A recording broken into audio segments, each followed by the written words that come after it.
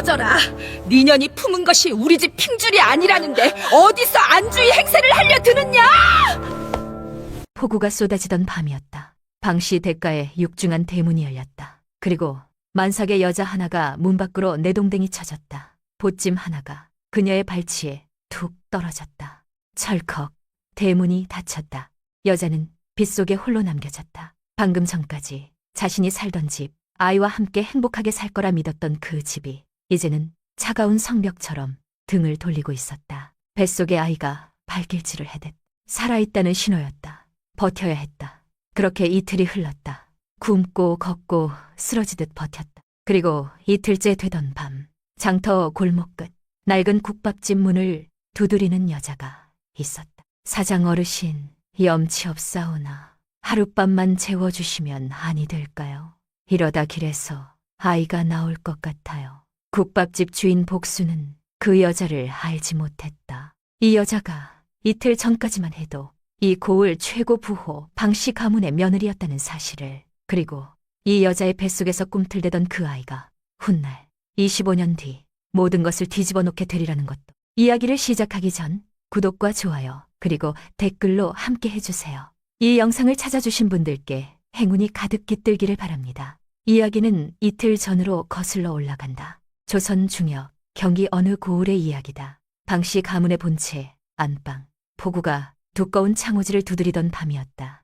22살의 서인은 팔다리 된 배를 두 손으로 감싼 채 안방 한복판에 서 있었다. 무릎이 후들거렸지만 꿋꿋이 버티고 섰다. 뱃속의 아이가 불안한 탓인지 발길질을 해댔지만 서인은 그 작은 신호조차 느낄 여유가 없었다. 그녀의 맞은편 시어머니 박마님이 청석 탁자 위로 서류 봉투 하나를 툭 던졌다. 그 소리가 천둥보다 크게 서희의 귀를 때렸다. 이게 뭔지 설명해보거라. 박마님의 목소리는 차갑다 못해 얼음장 같았다. 입술 끝이 실룩거렸지만 눈빛은 조금도 흔들리지 않았다. 서희는 시어머니의 눈을 마주볼 수가 없었다. 그 안에 담긴 것은 분노도 실망도 아니었다. 오직 경멸단 하나뿐이었다.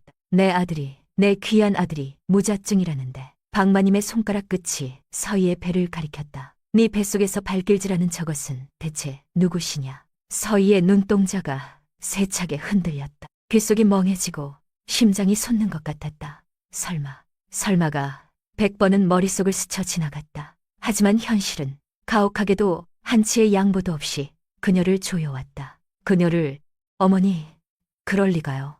뭔가 착오가 있는 게 분명해요. 저희 분명히. 서희는 떨리는 손으로 탁자 위 봉투를 집어들었다. 봉투 입구가 이미 뜯겨 있었다. 누군가 먼저 확인했다는 뜻이었다. 서희는 마른 침을 삼키며 안에 든 종이를 꺼내들었다. 진단명, 무자증, 환자명, 이강도. 네 글자가 송곳처럼 서희의 눈을 찔렀다. 아니, 눈을 뚫고 심장까지 파고들었다. 온몸에서 힘이 빠져나가는 것 같았다. 다리가 풀리려 했지만 서희는 이를 악물고 버텼다. 지금 쓰러지면 끝이라는 것을 알았으니까. 바로 그때였다. 사랑채 문이 삐걱하고 열렸다. 서희가 고개를 돌렸다. 그리고 그 자리에서 숨이 많을 뻔했다. 남편 이강도가 문틀에 기대어 서 있었다. 입꼬리는 비틀어져 올라갔고 눈빛에는 경멸과 배신감만이 가득 차 있었다. 서희야. 강도가 한 걸음 두 걸음 다가왔다. 내가 바보인 줄 알았어. 그 목소리가 서희의 가슴에 비수처럼 꽂혔다. 3년을 함께 산 남편의 입에서 나온 말이라고는 믿을 수가 없었다. 병원에서 내 몸 상태가 이렇다는데 넌 끝까지 나를 속이려 드는구나. 강도가 멈췄다. 서희와 한 발걸이, 손만 뻗으면 닿을 거리였지만 그 사이에는 만리장성보다 높은 벽이 세워져 있었다. 아니, 우리 집안 전체를 능멸한 거야? 서희는 정신없이 강도의 옷자락을 붙잡았다. 매달리듯 빌듯 두 손으로 꼭 쥐었다. 여보, 아니에요. 절대 아니에요. 이 아이, 당신 아이 맞아요. 하늘에 맹세해요. 하지만 강도는 서희의 손을 차갑게 뿌리쳤다. 아무런 미련도 없다는 듯 손등으로 툭 털어내버렸다. 당신을 믿었어. 근데 어떻게 감히 다른 남자의 아이를 내 아이라고. 강도의 얼굴이 분노로 일그러졌다. 하지만 서희에게는 그게 분노가 아닌 것처럼 보였다. 너무나 자연스럽게, 마치 오래전부터 준비해온 연기처럼 느껴졌다. 그런데 그 순간에는 그것을 깨달을 여유조차 없었다. 방마님이 기다렸다는 듯 손짓을 했다. 안채 구석에 서 있던 몸종들이 일제히 움직였다. 한 사람이 서희의 낡은 보찜을 들고 왔다. 서희의 소지품, 그것도 초라한 물건 몇 개만 담긴 작은 보따리였다. 방마님은 그 보찜을 마루 바닥에 내동댕이 쳤다. 더러운 입으로 내 아들 이름 부르지 마라. 방마님의 고함이 기와집 전체를 흔들었다. 당장 이 집에서 나가라. 우리 집안 시도 아닌 것을 품고 어디서 안주인 노릇을 하려 들어. 서희는 무릎이 꺾이듯 바닥에 주저앉았다. 시어머니의 발치에 매달렸다. 체면도 자존심도 이미 산산조각 났다. 어머니, 전 하늘에 맹세코 부끄러운 짓 한 적 없어요. 이 아이 강도씨 아이 맞다니까요. 제발요. 제발 믿어주세요. 눈물이 볼을 타고 흘러내렸다. 하지만 방마님은 눈 하나 깜짝하지 않았다. 오히려 한 발 물러서며 손을 털었다. 마치 더러운 것이 튀었다는 듯이 끌어내라. 그 한마디에 몸종들이 서희의 양팔을 잡았다. 서희는 발버둥을 쳤지만 만삭의 몸으로는 어쩔 도리가 없었다. 그녀의 발이 마루바닥을 질질 긁으며 끌려나갔다. 여보, 여보, 제발 나 좀 봐요. 서희는 남편을 향해 있는 힘껏 소리쳤다. 하지만 강도는 고개를 돌려버렸다. 아내가 끌려나가는 것을 보지 않겠다는 듯 창밖으로 시선을 돌려버렸다. 그 순간 서희의 가슴속에서 무언가가 와장창 부서지는 소리가 들렸다. 대문이 열렸다. 차가운 빗줄기가 서희의 얼굴을 사정없이 때렸다. 몸종들이 서희를 대문 밖으로 밀어냈다. 낡은 보찜 하나가 그녀의 발치에 툭 떨어졌다. 철컥 대문이 닫혔다. 서희는 차가운 빛 속에 홀로 남겨졌다. 이 고을 제일 부호 방씨 가문 대문 앞 만삭의 몸으로 내던져진 것이었다. 머리카락이 얼굴에 들러붙었고 얇은 저고리는 순식간에 젖어버렸다. 서희는 굳게 닫힌 대문을 올려다보았다. 거대한 절벽처럼 느껴졌다. 방금 전까지 자신이 살던 곳, 아이와 함께 행복하게 살 거라 믿었던 그 집이 이제는 천길, 낭떠러지 위의 성벽처럼 차갑게 서 있었다. 강도씨, 강도씨, 제발 문 좀 열어봐요. 이대로 가면 우리 아이가, 제발요. 당신 아이란 말이에요. 서희는 대문을 두드렸다. 주먹이 아파올 때까지 두드렸다. 하지만 아무런 대답도 없었다. 집안 사랑채와 안채의 창호지 불빛이 하나둘 꺼져갔다. 서희를 그곳에 버려두고 마치 없는 사람 취급하듯 외면하는 것이었다. 그때 창호지 사이로 누군가의 그림자가 보였다. 강도였다. 그는 창가에 서서 서희를 내려다보고 있었다. 서희와 눈이 마주쳤다. 그 순간 서희는 기대를 품었다. 남편이 마음을 바꿨을지도 모른다고, 문을 열어줄지도 모른다고. 하지만 강도는 고개를 돌렸다. 창호지가 닫혔다. 그 방의 불빛도 꺼져버렸다. 서희는 그 자리에서 무너져 내렸다. 젖은 흙바닥에 무릎을 꿇고 두 손으로 배를 감싸 안았다. 뱃속의 아이가 힘없이 꿈틀댔다. 마치 엄마의 고통을 느끼는 것처럼 빗물인지 눈물인지 알 수 없는 것이 볼을 타고 흘러내렸다. 서희는 지난 세월을 떠올렸다. 친정 부모님은 어릴 때 여의였다. 의지할 곳 하나 없이 살다가 강도를 만났고 방씨 가문만 믿고 모든 인연을 끈다시피 했다. 고향 친구들과 연락을 끊은 지 오래였고 먼 친척들과도 인연을 끊었다. 오로지 이 집 식구들만이 자신의 전부라고 믿었으니까. 그런데 지금 그 전부가 자신을 버렸다. 서희는 손을 더듬어 발치의 보찜을 집어들었다. 보따리를 풀어보았다. 안에는 태어날 아이를 위해 정성껏 준비했던 베넷 저고리 한 벌뿐이었다. 흰 저고리에 작은 호랑이 자수가 놓여 있었다. 몇 달 전 아이를 생각하며 한 땀 한 땀 손으로 수놓았던 것이었다. 미안해, 아가. 엄마가 길을 잃었어. 서희는 베넷 저고리를 가슴에 꼭 안았다. 빗줄기가 더 세차게 쏟아졌다. 행인들이 그녀의 옆을 지나쳐갔다. 아무도 멈추지 않았다. 아무도 돌아보지 않았다. 장터 등불이 길을 환하게 비쳤지만 그 눈부신 빛들이 서희에게는 오히려 날카로운 칼날처럼 느껴졌다. 아무도 없네. 정말 아무도. 서희는 텅 빈 골목길에 울려 퍼지는 자신의 거친 숨소리에 쏘스라치게 놀랐다. 혼자라는 사실이 그제야 뼈에 사무치도록 스며들었다. 떨리는 다리로 겨우 몸을 일으켰다. 젖은 머리카락을 손으로 쓸어 넘기고 배를 감싸 안았다. 아이를 지켜야 했다. 지금 이 순간 세상에서 자신에게 남은 건 이 아이뿐이었으니까. 우리 이제 어디로 가야 할까? 서희는 아이에게 물었다. 대답이 돌아올 리 없었지만 그래도 물었다. 그렇게라도 하지 않으면 주저앉아서 다시는 일어나지 못할 것 같았으니까. 등불빛이 길게 늘어뜨린 서희의 그림자.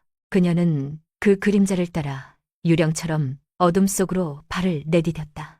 목적지도 희망도 없이 그저 발길이 닿는 대로 차가운 밤 공기 속으로 스며들듯 사라져갔다. 방씨 가문에서 쫓겨난 지 어느덧 이틀이 지났다. 서희는 장터거리를 유령처럼 배회했다. 낮에는 성안 주막 처마 밑에서, 밤에는 저잣거리 창고 구석에서 겨우 몸을 피했다. 하지만 그것도 오래가지 못했다. 포졸이나 주막 주인들이 어김없이 다가와 나가라고 손짓했다. 여기서 자면 안 돼요. 나가주세요. 서희는 고개를 숙인 채 묵묵히 일어났다. 항변할 힘도, 사정을 설명할 기력도 남아있지 않았다. 그저 시키는 대로 발걸음을 옮길 뿐이었다. 이틀 동안 제대로 된 끼니는 단 한 번도 먹지 못했다. 장터를 지날 때마다 떡집 너머로 찰떡이 보였지만 주머니에는 엽전 한 념 없었다. 방씨 가문에 들어간 후로는 용돈이라는 게 따로 없었다. 필요한 것은 시어머니께 여쭤보면 됐고 쌈짓돈은 남편 명의였다. 그 돈은 쫓겨나던 날 이미 회수당했다. 얇은 저고리 위로 걸친 겉옷은 이미 때가 꼬지해졌다. 첫날 밤 쏟아졌던 빗물이 마르면서 얼룩이 얼룩을 덮었고 흙먼지까지 묻어 누가 보아도 거린이나 다름없는 행색이 되어버렸다. 단정하게 빗어넘기던 머리카락은 헝클어져 얼굴을 가렸고 부어오른 눈두덩이는 며칠간 제대로 자지 못했다는 것을 말해주고 있었다. 하지만 가장 고통스러운 건 따로 있었다. 바로 터질 듯이 부어오른 발목이었다. 만삭의 몸으로 이틀을 쉬지 않고 걸었으니 당연한 일이었다. 한 걸음 내디딜 때마다 바늘로 찌르는 듯한 통증이 발바닥에서부터 종아리까지 올라왔다. 집신 속 발가락은 이미 감각을 잃어가고 있었다. 그래도 서희는 멈출 수 없었다. 가만히 서 있으면 지나가는 사람들의 시선이 느껴졌다. 어떤 사람은 불쌍하다는 눈빛으로, 어떤 사람은 더럽다는 눈빛으로, 또 어떤 사람은 아예 없는 사람 취급하며 지나쳤다. 그 차가운 시선들이 자신의 살됨을 날카롭게 베고 지나가는 것 같았다. 아가, 엄마가 미안해. 서희는 걸으면서 연신 배를 쓰다듬었다. 뱃속의 아이는 평소보다 힘겹게 꿈틀댔다. 마치 엄마에게 무언가 신호를 보내는 것 같았다. 배가 고프다는 신호인지 힘들다는 신호인지 서희는 알 수 없었지만 그 작은 움직임 하나하나가 가슴을 후벼 팠다. 조금만 참아. 엄마가 어떻게든 해볼게. 하지만 어떻게든 이라는 말이 얼마나 공허한 약속인지 서희 자신이 가장 잘 알고 있었다. 둘째 날 밤이 깊어지자 바람이 더 차갑게 불어왔다. 서희는 본능적으로 큰 길을 벗어났다. 오래된 시장 골목이 나타났다. 낡은 간판들, 페인트가 벗겨진 나무 문살들, 삐걱거리는 등잔 하나가 골목 입구를 희미하게 비추고 있었다. 낮에는 시끌벅적했을 장터도 이 시간에는 대부분의 가게가 문을 닫고 조용했다. 서희는 발을 절뚝거리며 골목 안으로 들어갔다. 그때였다. 코끝을 스치는 냄새가 있었다. 구수한 고기 삶는 냄새, 그리고 뜨끈한 국물 향기. 서희는 저도 모르게 발걸음을 멈췄다. 이틀 동안 굶주린 뱃속이 그 냄새에 반응했다. 참았던 허기가 복통과 섞여 한꺼번에 밀려왔다. 침이 고였지만 삼킬 힘조차 없었다. 냄새가 나는 쪽으로 고개를 돌렸다. 문을 닫은 가게들 사이 낮은 지붕 아래에서 희미한 등불이 새어나오고 있었다. 작은 나무문 너머로 하얀 김이 모락모락 피어오르는 게 보였다. 낡은 간판에는 복순내 국밥이라고 쓰여 있었다. 글씨체가 투박했지만 어딘가 정겨운 느낌이 났다. 서희는 그 작은 가게를 멍하니 바라보았다. 따뜻해 보였다. 저 안에는 분명 따뜻한 것이 있을 거라는 생각이 들었다. 뜨끈한 국물도, 따뜻한 공기도, 그리고 어쩌면 따뜻한 사람도 있을지 모른다는 생각이. 하지만 서희에게는 돈이 없었다. 들어가면 안 돼. 돈도 없으면서 뭘 사 먹겠다고. 서희는 고개를 돌리려 했다. 바로 그 순간이었다. 아랫배를 쥐어짜는 듯한 강렬한 통증이 서희를 덮쳤다. 서희는 신음을 흘리며 벽을 짚었다. 다리에 힘이 쭉 빠져나가는 게 느껴졌다. 배가 단단하게 굳어지면서 안에서부터 무언가가 쪼개지는 것 같은 고통이 밀려왔다. 진통이었다. 아직 예정일이 아닌데 서희는 공포에 질린 눈으로 자신의 배를 내려다보았다. 이틀 동안 굶고 걸으며 몸을 혹사한 탓인지 아이가 버티지 못하고 있었다. 안 돼. 여기서 안 돼. 서희는 이를 악물고 버텼다. 하지만 두 번째 진통이 밀려왔을 때 더 이상 서 있을 수가 없었다. 무릎이 꺾이며 바닥에 주저앉을 뻔했다. 마지막 남은 힘을 끌어모았다. 서희는 비틀거리며 그 작은 가게의 나무 문으로 다가갔다. 똑똑 떨리는 주먹으로 나무 문을 두드렸다. 사장 어르신 계세요? 힘없는 목소리가 문을 타고 흘렀다. 자신의 목소리가 이렇게 가늘었던가. 서희는 스스로도 놀랐다. 안에서 인기척이 났다. 바쁘게 행주를 하던 누군가가 고개를 드는 게 보였다. 50줄은 되어 보이는 아주머니였다. 파마머리에 앞치마를 두른 전형적인 시장통 아주머니의 모습이었다. 아주머니가 문 밖을 보았다. 그리고 서희의 행색을 발견한 순간 눈이 휘둥그레졌다. 서희는 더 이상 버틸 수 없었다. 문고리를 잡은 채 무릎이 꺾였다. 바닥에 무너지듯 주저앉으며 서희는 간신히 입을 열었다. 사장 어르신, 염치 없사오나 하룻밤만 재워주시면 아니 될까요? 목소리가 떨렸다. 돈은 나중에 어떻게든 꼭 갚을게요. 제발요 어르신. 서희의 손이 자신의 배를 감쌌다. 이러다 길에서 아이가 나올 것 같아요. 말을 끝마치자마자 서희의 안색이 창백하게 질렸다. 눈앞이 아득해지면서 고개가 앞으로 꺾였다. 의식이 흐려지고 있었다. 그 순간 안에서 부스럭거리는 소리가 났다. 국밥집 문이 박차듯 열렸다. 아이고, 이게 무슨 일이야? 아주머니가 앞치마에 손을 닦을 새도 없이 밖으로 뛰쳐나왔다. 서희의 어깨를 붙잡아 쓰러지지 않게 부축하며 소리쳤다. 여봐요. 정신 차려요. 이봐요. 아주머니의 목소리가 서희의 귀에 멀리서 들려오는 것처럼 울렸다. 따뜻한 손이 자신의 어깨를 잡고 있다는 건 느껴졌지만 눈을 뜰 힘이 없었다. 아이고, 이 몸을 해가지고 어디를 그렇게 헤맨 거야. 어서 들어와요. 어서. 아주머니는 서희를 부축해 안으로 들였다. 식당 안은 바깥과는 전혀 다른 세상이었다. 낡기는 했지만 깨끗하게 닦인 밥상 4개가 놓여 있었고 부엌에서는 커다란 솥에서 국물이 보글보글 끓고 있었다. 천장에 달린 등잔이 따뜻한 주황빛을 내뿜고 있었다. 무엇보다 훈훈한 온기가 서희의 얼어붙은 몸을 감싸 안았다. 앉아 있어봐요. 아니, 눕는 게 낫겠네. 이리 와요. 아주머니는 서희를 부엌 안쪽으로 데려갔다. 부엌 뒤편에 작은 문이 있었다. 그 문을 열자 조그만 살림방이 나왔다. 방 한쪽에는 낡은 이불이 개어져 있었고 작은 경대와 옷걸이가 전부인 비좁은 공간이었지만 바닥에서 온기가 올라왔다. 아주머니는 서둘러 이불을 켰다. 여기 누워요. 어서. 서희는 아주머니에게 이끌리듯 이불 위에 누웠다. 등에 닿는 따뜻함에 몸 전체에 긴장이 풀리는 것 같았다. 이틀 동안 차가운 땅바닥과 돌벽에서만 지내던 몸이 처음으로 포근한 것에 닿자 참았던 눈물이 터질 것 같았다. 죄송해요. 정말 죄송해요. 서희는 누운 채로 연신 미안하다는 말을 되뇌었다. 얼굴에서 눈물이 흘러내렸다. 아무런 대가도 없이 아무런 조건도 없이 손을 내밀어준 이 낯선 아주머니에게 미안함과 고마움이 한꺼번에 밀려왔다. 아주머니, 복수는 서희의 젖은 손을 꽉 맞잡았다. 미안하긴 뭐가 미안해. 투박하지만 따뜻한 손이었다. 일단 여기 잠깐이라도 누워있어요. 바닥 뜨끈하게 올려줄 테니까 몸부터 녹여야지. 복수는 방을 나가 군불을 더 올렸다. 그리고 잠시 후 김이 모락모락 나는 따뜻한 물 한 잔과 국밥 한 그릇을 쟁반에 받쳐 들고 왔다. 일단 이것부터 먹어요. 속이 비면 아무것도 안 돼. 복순이 서희를 부축해 반쯤 일으켜 앉혔다. 그리고 떨리는 서희의 손에 숟가락을 쥐어주었다. 국밥 그릇에서 피어오르는 김이 서희의 얼굴을 적셨다. 하얀 쌀밥 위로 맑은 소고기 국물이 자작하게 담겨 있었고 그 위에 파란 파 몇 가닥이 흩어져 있었다. 고기 몇 점이 밥 사이사이에 숨어 있었다. 대단한 음식은 아니었지만 지금 서희에게는 세상에서 가장 귀한 음식이었다. 서희는 숟가락을 들어 국물을 한 모금 떠마셨다. 뜨거운 국물이 목을 타고 내려가는 순간 참았던 눈물이 터져나왔다. 따뜻했다. 이틀 동안 얼어붙었던 몸이, 이틀 동안 굳어있던 마음이 그 한 모금의 국물에 녹아내리는 것 같았다. 서희는 소리내어 울기 시작했다. 세상이 자신을 버렸다고 생각했다.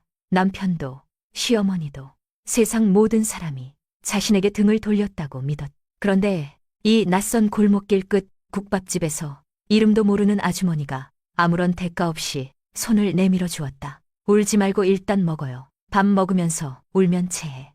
복순이 서희의 등을 토닥여 주었다. 어휴, 이렇게 고운 새댁이 어쩌다 이 고생이야. 됐어. 다 됐어.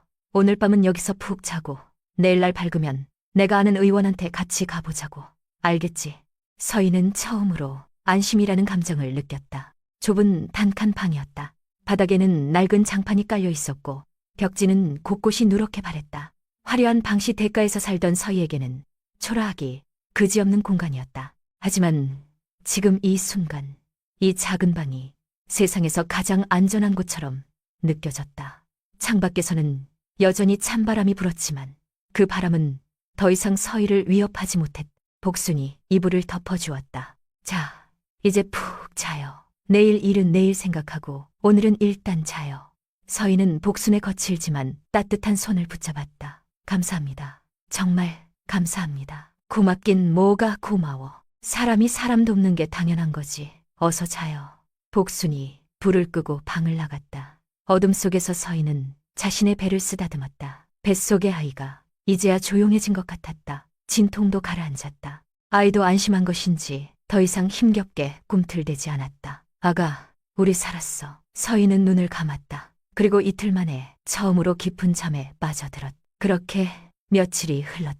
국밥집 부엌 한편에 딸린 작은 방. 서희는 그곳에서 조금씩 기운을 차려갔다. 처음 이틀은 거의 잠만 잤다. 눈을 떠도 몸을 일으킬 힘이 없었고 일어나려고 하면 복순이 달려와 다시 눕혔다. 아직 멀었어. 누워있어요, 세대. 복순은 매일 아침 따뜻한 물에 수건을 적셔 가져왔다. 갓 짠 수건이라 김이 모락모락 피어올랐다. 그 포근한 수건으로 서희의 얼굴과 손을 닦아주는 게 복순의 아침 일과가 되었다. 자, 일어나서 밥 먹어야지. 오늘은 미역국이야. 서희가 몸을 일으키면 어느새 쟁반 위에 따끈한 밥과 미역국이 차려져 있었다. 복순은 장사 준비를 하면서도 틈틈이 서희의 밥상을 챙겼다. 손님들에게 팔국밥을 끓이면서 동시에 서희를 위한 음식도 따로 만들었다. 새벽마다 들려오는 소리가 있었다. 톡톡톡. 도마 위에서 팔을 써는 소리였다. 그 다음에는 보글보글. 커다란 솥에서 국물이 끓는 소리가 들렸다. 서희에게는 그 소리가 어떤 음악보다 마음을 편안하게 해줬다. 누군가가 자신을 위해 일하고 있다는 증거였으니까. 세상에 자신을 신경 써주는 사람이 있다는 증거였으니까. 복수는 장사하느라 바쁜 와중에도 틈만 나면 방문을 열고 고개를 들이밀었다. 세대, 오늘은 좀 어때? 요놈이 발길질은 안 해? 그 다정한 물음에 서희는 처음으로 희미한 미소를 지어 보였다. 방씨 가문에서 쫓겨난 이후로 처음 짓는 웃음이었다. 네, 아주머니. 오늘은 좀 얌전하네요. 그래, 다행이다. 저녁에 닭백숙 해줄게. 기력 차려야지. 복수는 그 말을 남기고 다시 부엌으로 돌아갔다. 손님을 맞을 준비를 해야 했다. 서희는 그 뒷모습을 바라보며 눈시울이 붉어졌다. 왜 이 아주머니는 자신에게 이렇게 잘해주는 걸까? 아무런 대가도 바라지 않고 아무런 조건도 내걸지 않고 그저 먹이고 재우고 보살펴 주었다. 서희는 그 이유를 알 수 없었다. 하지만 한 가지는 확실했다. 이 은혜를 평생 잊지 않겠다는 것, 그리고 반드시 갚겠다는 것. 어느 날 저녁이었다. 장사를 마친 복순이 찐 감자를 접시에 담아들고 방으로 들어왔다. 김이 모락모락 나는 노란 감자가 먹음직스러워 보였다. 세대, 이거 먹으면서 얘기 좀 하자. 복순이서 이 옆에 털썩 앉았다. 두 사람은 마주 앉아 감자를 까먹기 시작했다. 한동안 아무 말 없이 감자만 먹었다. 잠시 후 복순이 조심스럽게 입을 열었. 세대, 근데 집에는 연락 안 해봐도 돼? 서방님은. 그 순간 서희의 손이 눈에 띄게 떨렸다. 손에 들고 있던 감자가 바닥에 떨어질 뻔했다. 서희는 고개를 푹 숙였다. 입술이 달싹거렸지만 아무 말도 나오지 않았다. 남편이라는 단어가 가슴을 날카롭게 핥히고 지나갔다. 그날 밤 차가운 빗속에서 자신을 외면하던 그 눈빛이 떠올랐다. 복수는 서희의 반응을 보자마자 아차 싶었다. 아이고, 내가 주책이지. 복순이 얼른 서희의 손등을 툭툭 쳤다. 사정이 있겠지. 그려. 말하기 힘들면 하지마. 지나간 일보다 지금 내 뱃속에 요놈이 더 중하지. 안 그래. 내가 괜한 소리를 했네. 복수는 더 이상 묻지 않았다. 서희가 아픈 사연을 억지로 캐묻지 않았다. 그냥 묵직한 침묵으로 그녀의 상처를 안아주었다. 때로는 말보다 침묵이 더 큰 위로가 된다는 걸 복수는 알고 있었던 것이다. 서희는 고개를 숙인 채 눈물을 삼켰다. 이 아주머니는 정말 말하지 않아도 알아주는 사람, 캐묻지 않아도 기다려주는 사람. 서희는 방씨 가문에서 3년을 살면서 단 한 번도 이런 대우를 받아본 적이 없었다. 시어머니는 매사 따지고 캐물었고 남편은 바쁘다는 핑계로 서희의 이야기에 귀 기울인 적이 없었다. 그런데 이 낯선 아주머니는 만난 지 며칠 되지도 않은 이 사람은 서희의 마음을 누구보다 잘 읽어주고 있었다. 그날 이후로 복수는 서희의 든든한 보호자가 되었다. 서희의 손을 꼭 잡고 장터 근처 의원을 함께 다니기 시작했다. 제 집 드나들듯 정기 검진을 챙겼다. 의원에 갈 때마다 복수는 서희의 팔짱을 끼고 마치 친정 어머니처럼 문을 열고 들어갔다. 안녕하세요. 예약한 사람인데요. 의원 접수처에서 물었다. 보호자 성함 적어주세요. 복수는 망설임 없이 자기 이름을 적어 넣었다. 김복순 석자를 또박또박 적었다. 내가 이세댁 이모예요. 그러니까 나한테 다 말해줘요. 의원이 고개를 끄덕였다. 그 모습을 본 서희는 눈시울이 붉어졌다. 이모라고, 가족이라고 당당히 말해주는 사람. 자신에게는 그런 사람이 한 명도 없다고 생각했는데 지금 옆에 서 있었다. 검진을 마치고 나올 때마다 복수는 서희의 손을 잡고 걸었다. 의원 선생님이 뭐래? 아이는 잘 크고 있대요. 저도 건강하대요. 그래, 다행이다. 오늘 저녁은 소고기 먹어야겠네. 피가 좀 부족하다고 했지. 복수는 넉넉지 않은 형편에도 서희의 영양을 걱정했다. 국밥집에서 손님들에게 팔고기 중에서 가장 좋은 부위만 골라 서희의 밥상에 올렸다. 원래는 국밥에 들어갈 양지머리나 사태를 따로 빼서 서희에게 주었다. 자, 이거 먹어. 저녁 식사 시간, 복순이 서희 앞에 고기 접시를 밀어주었다. 아주머니, 이건 손님들 줄 거잖아요. 제가 어떻게... 됐어. 자네가 안 먹으면 뱃속에 저놈이 배가 고파서 어쩐대. 얼른 먹어도 그래야 나중에 힘쓰지. 복순의 말에 서희는 더 이상 거절하지 못했다. 서희는 먹으면서 눈물이 났다. 맛있어서 나는 눈물이 아니었다. 이 고기 한 점에 담긴 복순의 마음이 느껴졌기 때문이었다. 그렇게 시간이 흘렀다. 서희의 배는 점점 불러왔고 복순의 보살핌 속에 건강을 되찾아갔다. 이제 예정일이 며칠 남지 않았다. 그날 새벽 비가 내리고 있었다. 갑자기 배에서 이상한 느낌이 들었다. 서희는 식은땀을 흘리며 배를 움켜쥐었다. 진통이 밀려왔다. 처음에는 간격이 길었지만 점점 짧아지고 있었다. 아, 아주머니. 서희가 떨리는 목소리로 불렀다. 복수는 서희의 신음소리에 번쩍 눈을 떴다. 세대, 무슨 일이야? 복순이 벌떡 일어나 방문을 열었다. 그리고 서희의 상태를 보는 순간 눈이 휘둥그레졌다. 아이고, 진통이구나. 하지만 복수는 당황하지 않았다. 오히려 침착하게 움직였다. 미리 준비해둔 보따리를 재빨리 챙겼다. 서희의 옷까지, 아기 베네처고리, 그리고 비상금. 복수는 이날을 대비해 벌써부터 준비해 두었던 것이다. 세대, 정신 똑바로 차려. 내가 금방 가마 불렀으니까 조금만 참아. 복수는 서희를 부축해 가마에 태웠다. 빗길을 달려 의원으로 향했다. 가마 안에서 서희는 연신 신음을 흘렸다. 어르신, 빨리 좀 가주세요. 산부가 급해요. 복순이 다급하게 외쳤다. 네, 알겠습니다. 가마꾼이 속도를 높였다. 빗길에 물보라가 튀었다. 의원에 도착했을 때 서희는 이미 힘을 많이 쓴 상태였다. 의원의 조산 할미가 달려와 서희를 분만방으로 데려갔다. 복수는 그 뒤를 따라가려 했지만 입구에서 제지당했다. 보호자분은 여기서 기다려주세요. 복수는 분만방 복도에 남겨졌다. 가만히 앉아있을 수가 없었다. 복수는 복도를 서성였다. 손을 비비고 한숨을 쉬고 때로는 두 손을 모아 기도했다. 제발, 무사히, 제발. 아이도 서희도 무사히. 복순의 모습은 영락없는 친정엄마의 모습이었다. 분만방 안에서는 서희가 고통에 몸부림치고 있었다. 진통이 점점 거세졌다. 서희는 이를 악물고 버텼다. 땀이 비오듯 흘러내렸지만 멈출 수 없었다. 이윽고 우렁찬 아기의 울음소리가 분만방 전체에 울려 퍼졌다. 축하드립니다. 건강한 사내 아이예요. 조산 할미가 환하게 웃으며 말했다. 갓 태어난 아기를 깨끗이 닦아 포대기에 싸서 서희의 품에 안겨주었다. 서희는 아기의 얼굴을 보는 순간 오열했다. 작은 얼굴, 꼭 감은 눈, 오물오물 움직이는 입술. 그런데 그 얼굴이 자신을 버린 남자와 똑 닮아 있었다. 눈매가 닮았다. 코도 입술 모양도 닮았다. 서희는 복잡한 감정에 휩싸였다. 그런데 그 얼굴이 원망이 치밀어 올랐지만 동시에 뜨거운 사랑도 밀려왔다. 이 아이는 그 남자의 자식이지만 동시에 자신의 자식이기도 했으니까 세상 그 무엇보다 소중한 자신의 분신이었다. 이웃방으로 옮겨진 서희 곁으로 복순이 다가왔다. 갓 태어난 아이의 발을 내려다보았다. 작은 발가락 10개를 하나하나 확인하며 눈물을 훔쳤다. 하나, 둘, 셋, 10. 다 있네. 복순이 웃었다.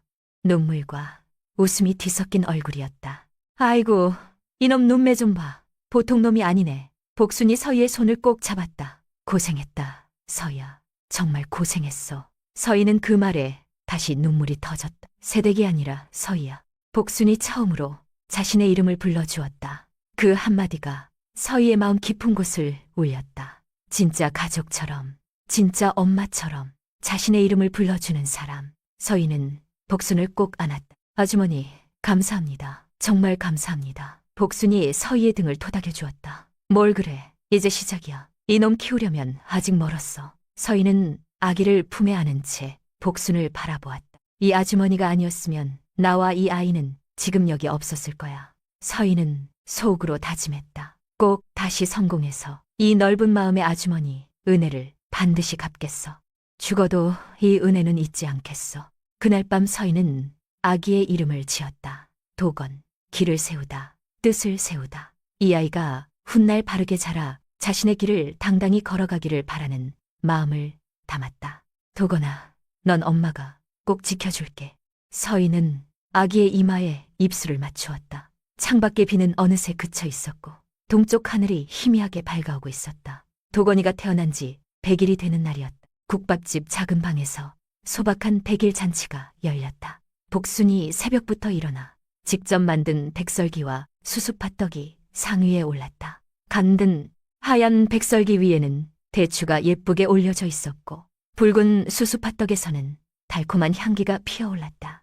도건이는 복순이 장터에서 사준 새 옷을 입고 있었다.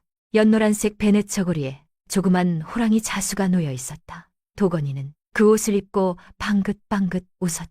이가 없는 잇몸이 다 드러나도록 환하게 웃는 모습에 복순과 서희 모두 절로 웃음이 났다. 아이고, 우리 도건이 웃는 거 봐. 이놈이 벌써 사람 눈치를 아네.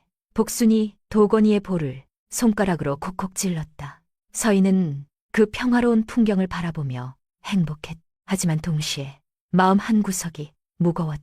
언제까지 이 따뜻한 그늘 아래 머물 수는 없어. 서희는 도건이를 품에 꼭 안으며 생각했다. 아주머니도 이제 편히 쉬어야 하는데 내가 언제까지 이렇게 신세만 지고 있을 순 없어. 100일 넘도록 복순의 보살핌만 받아왔다. 먹여주고 재워주고 의원비까지 대주었다. 서희는 그 은혜가 날마다 무겁게 쌓여가는 걸 느꼈다. 고마운 마음만큼이나 미안한 마음도 커져갔다. 서희는 결심했다. 자립해야 한다고. 아주머니의 짐이 아닌 든든한 딸 같은 존재가 되어야 한다고. 그날부터 서희는 몰래 일자리를 알아보기 시작했다. 도건이가 잠든 틈을 타 근처 가게들을 돌아다니며 구인 공고를 살폈다. 그렇게 며칠이 지난 어느 날 밤이었다. 장사를 마친 복순이 식당 정리를 끝내고 앉았을 때 서희가 조심스럽게 다가왔다. 아주머니, 서희의 목소리가 떨렸다. 내일 나가보려고요. 복순의 손이 멈췄다. 행주를 들고 밥상을 닦던 손이 그대로 굳어버렸다. 도건이도 이제 제법 컸고 더 이상 아주머니 신세만 질 수는 없어서요. 제 힘으로 어떻게든 살아보겠습니다. 서희가 고개를 숙인 채 말했다. 복순은 들고 있던 행주를 탁 내려놓았다. 그리고 짐짓 언짢은 표정을 지었다. 아니, 이 사람이 어딜 간다고 그래? 애 키우는 게 장난인 줄 알아? 100일 지난 아기 데리고 어딜 가겠다는 거야? 여기서 나랑 같이 장사하면서 지내면 되지. 왜 사서 고생을 하려고. 복순의 거친 말투. 하지만 서희는 알았다. 그 말투 뒤에 숨겨진 진심을. 걱정과 애정이 담긴 목소리라는 것을. 서희의 눈시울이 붉어졌다. 아주머니 마음 다 알아요. 서희가 고개를 들어 복순을 바라보았다. 하지만 저 나중에 꼭 성공해서 아주머니 앞에 당당하게 서고 싶어요. 여기서 받기만 하면 평생 미안해서 고개도 못 들 것 같아요. 서희의 눈빛은 단호했다. 복순은 그 눈빛을 보자 더 이상 붙잡지 못했다. 긴 한숨을 내쉬었다. 그래, 자네 성격에 오죽하겠나. 복순의 목소리가 한결 누그러졌다. 하지만 힘들면, 진짜 죽을 만큼 힘들면 아무 생각 말고 여기로 다시 와야 해. 알겠지? 복순이 서희의 손을 꼭 쥐었다. 그리고 결국 참았던 눈물을 보였다. 굵은 눈물 한 방울이 복순의 주름진 볼을 타고 흘러내렸다. 알겠지, 서희야? 네, 아주머니. 약속할게요. 서희도 눈물을 흘렸다. 두 사람은 한참 동안 손을 맞잡은 채 울었다. 다음 날 아침이 밝았다. 서희는 짐을 챙겨 방을 나섰다. 낡은 보찜 하나가 전부였다. 도건이를 포대기에 엎고 보찜을 들었다. 그때 복순이 서희에게 다가왔다. 손에 꼬깃꼬깃한 천조각에 쌓인 무언가를 들고 있었다. 이거. 복순이 서희의 손에 그것을 쥐어주었다. 이게 뭐예요, 아주머니? 서희가 묻자 복순이 무심한 척 대답했다. 장사하면서 틈틈이 모아둔 쌈짓돈이야. 목돈은 아니어도 애 분유값이나 당장 방 한 칸 구할 보탬은 될 거야. 복순이 고개를 돌리며 말했다. 거절하면 나 진짜 서운하다. 서희가 천조각을 살짝 들춰보았다. 안에는 꼬깃꼬깃한 엽전들이 뭉쳐 있었다. 복순이 매일 국밥을 팔며 한 큐, 두 큐 모았을 돈이었다. 땀과 노동이 담긴 돈. 아주머니, 이건 받아. 복순이 서희의 어깨를 툭 쳤다. 잘 들어. 언제든 돌아와도 돼. 힘들면 무조건 와. 여기가 내 친정이라고 생각하고 살아. 알겠지? 서희는 더 이상 참지 못하고 복순을 꽉 끌어안았다. 아주머니. 서희가 오열했다. 복순도 서희의 등을 토닥이며 눈물을 흘렸다. 울지 마. 울면 아기도 운다. 복순이 서희를 달랬다. 하지만 복순의 눈에서도 눈물이 멈추지 않았다. 한참을 안고 있다가 서희가 몸을 떼었다. 눈물을 손등으로 훔치고 복순을 바라보았다. 아주머니, 저 꼭 성공해서 돌아올게요. 반드시요. 서희가 허리를 깊이 숙여 인사했다. 그리고 돌아섰다. 낡은 보찜 하나와 도건이를 포대기에 엎고 골목을 나섰다. 뒤에서 복순이 가게 앞에 서서 손을 흔들었다. 서희의 뒷모습이 안 보일 때까지 계속 흔들었다. 서희는 장터 어귀에 서서 멀어지는 국밥집을 바라보았다. 낡은 간판에 쓰인 복순네 국밥 글자가 눈에 선명하게 박혔다. 아주머니, 꼭 성공할게요. 서희는 속으로 다짐했다. 저와 도건이의 목숨을 구해주신 이 은혜, 제 손으로, 제 힘으로 반드시 갚겠습니다. 죽어서도 잊지 않을게요. 가마가 왔다. 서희는 복순이 준 쌈짓돈을 품에 꼭 안고 가마에 올랐다. 골목 너머로 국밥집의 불빛이 점점 멀어져 갔다. 하지만 서희의 마음속에는 그 온기가 영원히 꺼지지 않을 등불처럼 자리 잡았다. 서희는 복순이 준 쌈짓돈으로 장터 근처에 작은 셋방을 얻었다. 방이라고 하기에도 민망한 공간이었다. 아궁이 하나, 뒷간 하나, 그리고 이불을 깔면 꽉 차는 단칸방.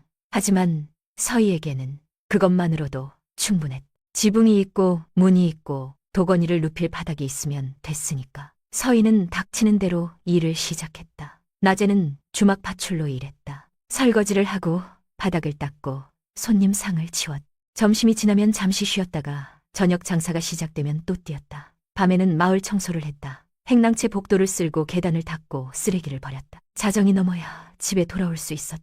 새벽에는 두부 배달을 했다. 새벽 4경에 일어나 동네 골목골목을 돌며 두부를 문 앞에 놓았다. 해가 뜰 무렵이면 배달을 마치고 다시 낫일을 하러 나갔다. 하루에 서너 시간밖에 자지 못하는 날들이 이어졌다.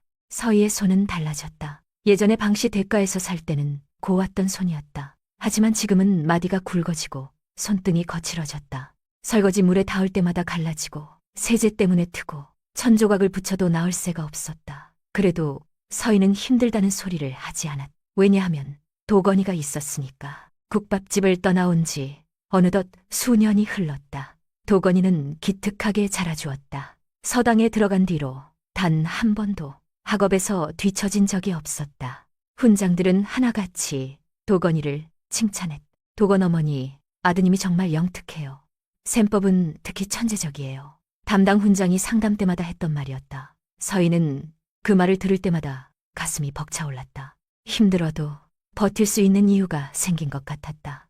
도건이는 또래 아이들과는 달랐다. 같은 서당 아이들이 팽이치기나 연날리기에 빠져 있을 때 도건이는 낡은 장부를 읽었다.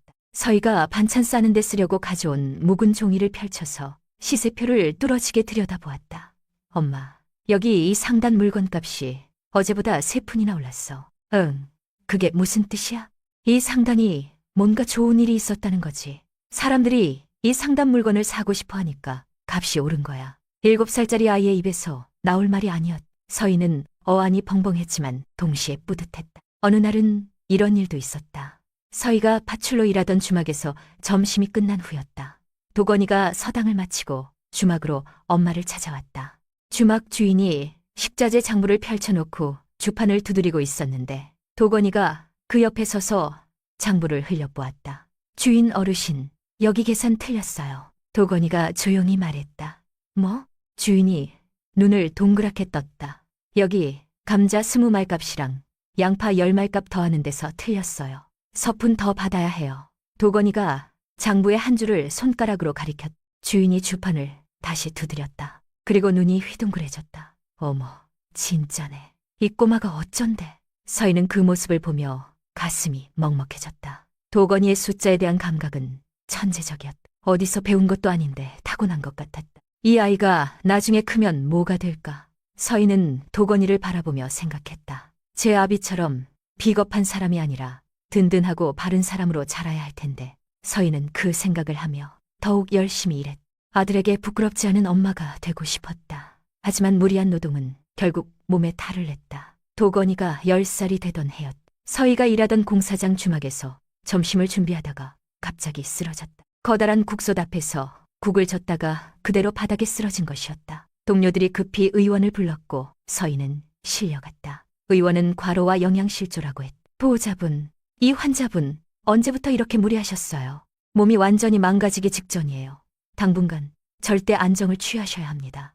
의원 앞에서 그 설명을 듣는 사람은 10살짜리 도건이뿐이었다. 도건이는 병실로 들어갔다. 엄마가 자리에 누워 침을 맞고 있었다. 창백한 얼굴, 움푹 꺼진 눈두덩이. 도건이는 엄마 곁에 앉아 엄마의 손을 가만히 들여다보았다. 손마디가 굵어져 있었다. 손등에는 갈라진 상처가 여러 군데 있었다. 손가락에는 천 조각이 덕지덕지 붙어 있었다. 손톱은 갈라지고 닳아 있었다. 도건이는 엄마의 발도 보았다. 발 뒤꿈치가 갈라져서 피가 배어 있었다. 굳은 살이 두껍게 박혀 있었고 물집 자국이 여기저기 보였다. 도건이는 주먹을 꽉 쥐었다. 엄마가 이렇게까지 고생하고 있었구나. 눈물이 핑 돌았지만 도건이는 꾹 참았다. 대신 엄마의 손을 꼭 잡고 말했다. 엄마, 내가 빨리 커서 엄마 고생 안 하게 해줄게. 서희가 힘없이 눈을 떴다. 도건아, 나 숫자 공부 진짜 열심히 할 거야. 돈 많이 벌었어. 엄마 편하게 해줄게. 도건이의 눈빛은 10살짜리 아이의 것이 아니었다. 단단하고 결연하고 어딘가 서늘하기까지 했다. 그날 이후로 도건이는 달라졌다. 엄마가 잠든 밤마다 낡은 장부 앞에 앉았다. 세상의 돈이 어떻게 움직이는지 공부하기 시작했다. 장식꾼들이 어떻게 돌아가는지, 시세가 왜 변하는지, 이자가 오르면 어떤 일이 생기는지 밤새 수를 들여다보며 셈법들 사이의 규칙을 찾아냈다. 서희의 몸이 조금 회복된 어느 날이었다. 서희는 도건이의 손을 잡고 외출을 했다. 가마를 타고 한참을 가서 오래된 시장 골목에 내렸다. 엄마, 여기 어디야? 도건이가 물었다. 서희는 대답 대신 도건이를 이끌고 골목 안으로 들어갔다. 그리고 어느 전신주 뒤에 멈춰섰다. 도건아, 저기 봐. 서희가 작은 목소리로 말했다. 도건이가 고개를 내밀어 엄마가 가리키는 쪽을 보았다. 작은 국밥집이 보였다. 낡은 간판에 복순내 국밥이라고 쓰여 있었다. 안에서 머리가 하얗게 센 할머니 한 분이 손님에게 국밥을 나르고 있었다. 저기 국밥 나르는 할머니 보이지? 서희의 목소리가 떨렸다. 저분이 아니었으면 너랑 엄마는 이 세상에 없었을 거야. 도건이가 엄마를 올려다보았다. 저분은 우리 생명의 은인이셔.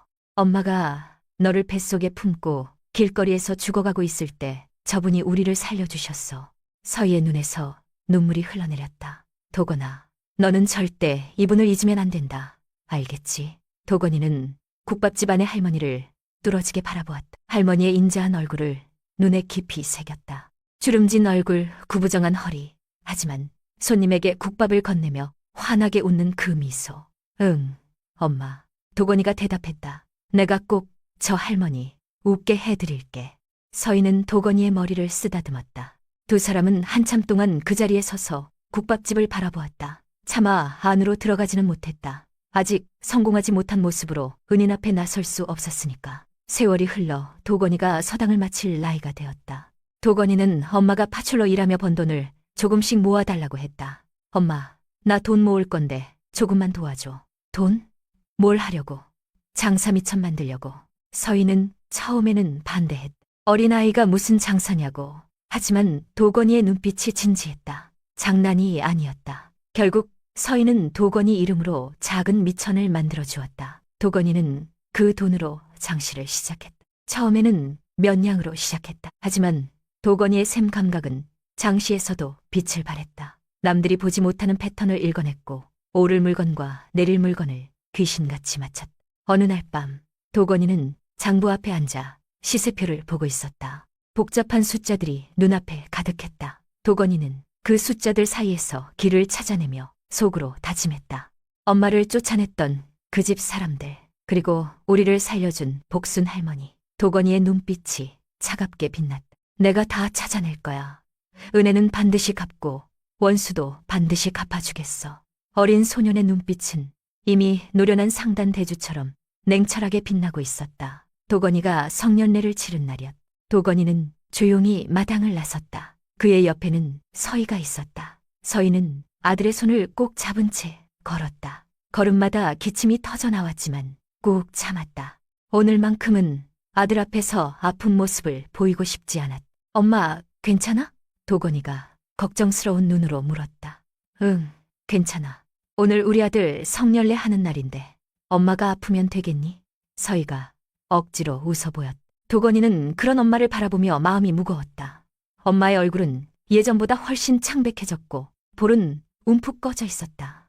기침을 할 때마다 온몸이 흔들렸다. 집으로 돌아온 뒤 도건이는 엄마를 방에 눕혔다. 그리고 자신의 방으로 들어가 장부를 챙겼다. 엄마, 도건이가 서희의 방으로 들어갔다. 나 과거 안 보기로 했어. 서희의 눈이 커졌다. 뭐? 안 보다니. 그게 무슨 소리야. 내 실력이면 어디든 될 수 있는데. 엄마, 과거 공부하는데 몇 년이야. 도건이가 단호하게 말했다.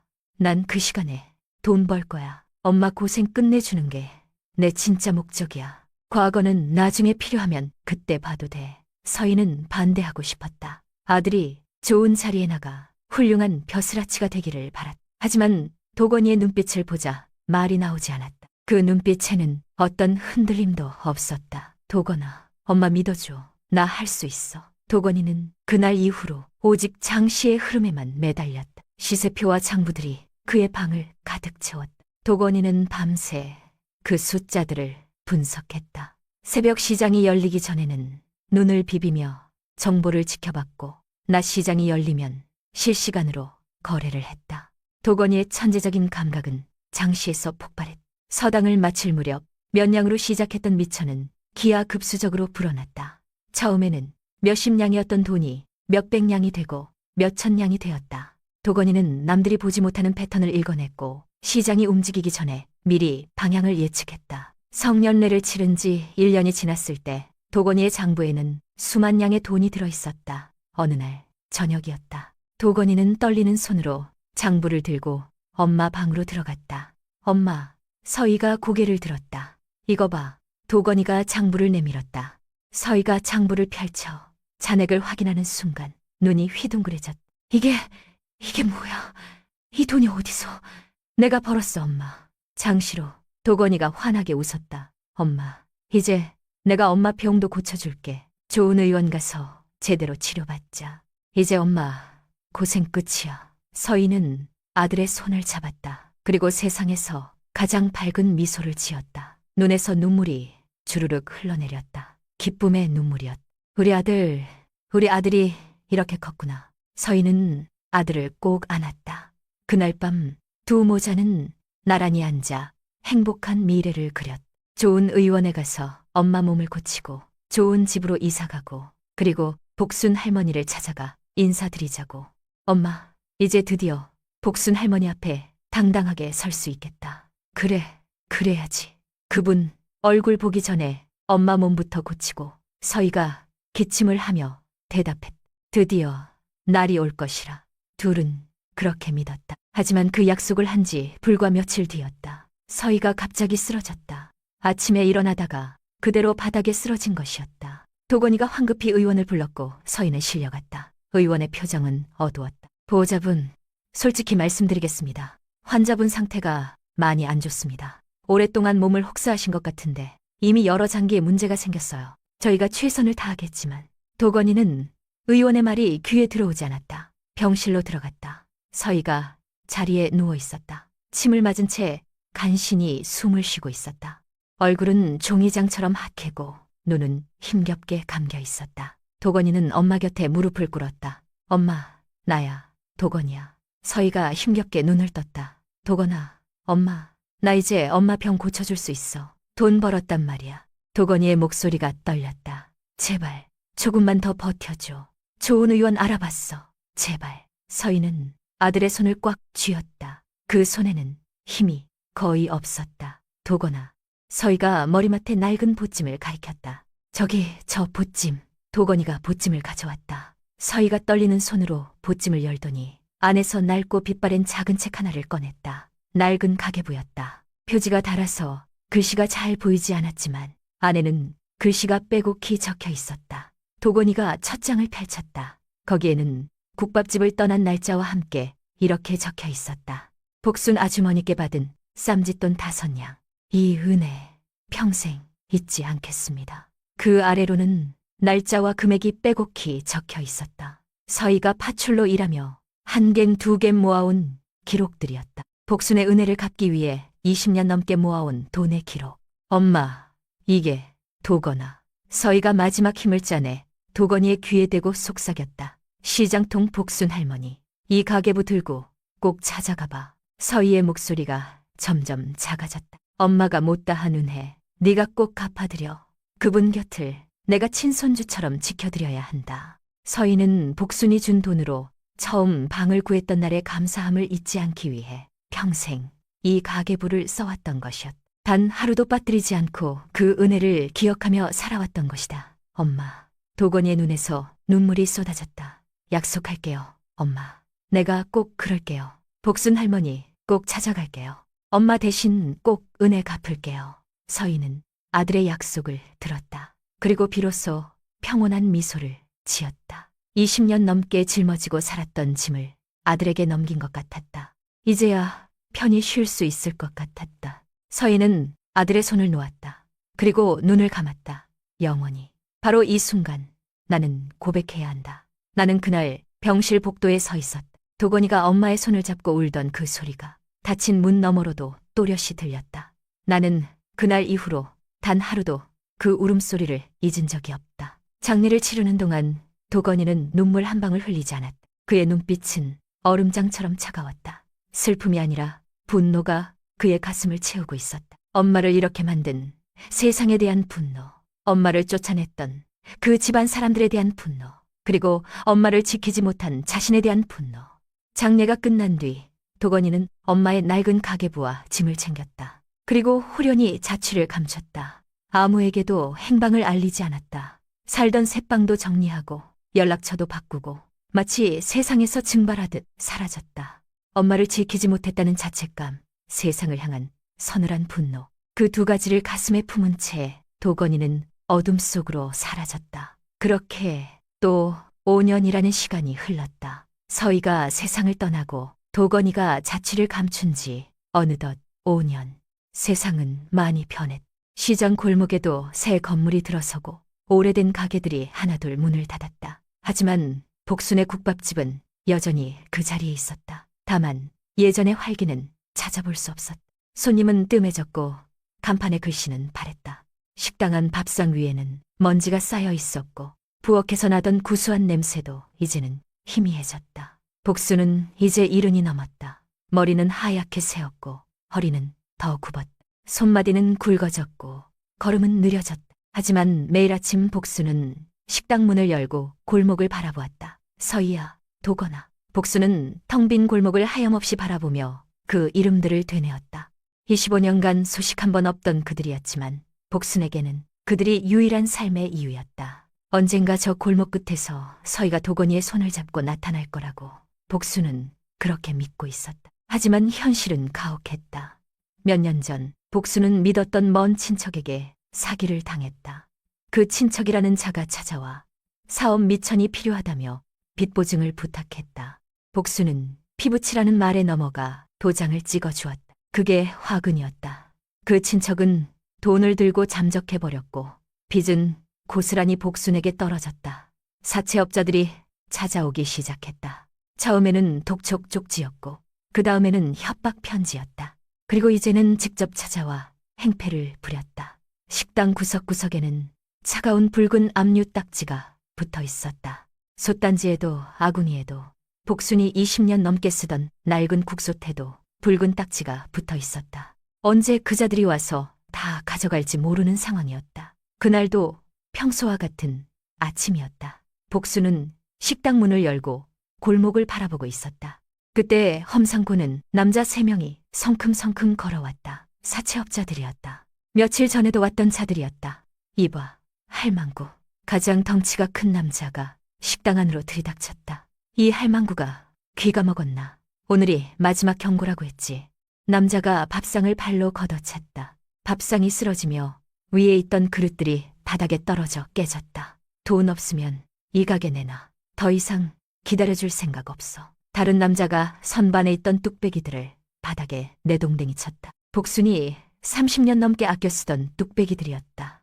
깨진 사기 그릇 파편이 사방으로 튀었다. 복순은 바닥에 주저앉았다. 그리고 그들의 바짓가랑이를 붙잡았다. 제발 이 가게만은 안 돼요. 복순의 목소리가 떨렸다. 여기서 우리 애들을 기다려야 한단 말이야. 25년을 기다렸는데 지금 나가면 그 애들이 날 어떻게 찾아. 복순의 눈에서 눈물이 주르륵 흘러내렸다. 뭔 소리야, 이 할망구가. 덩치 큰 남자가 복순의 손을 뿌리쳤다. 그리고 발을 들어 올렸다. 복순의 어깨를 걷어차려는 순간이었다. 바로 그때였다.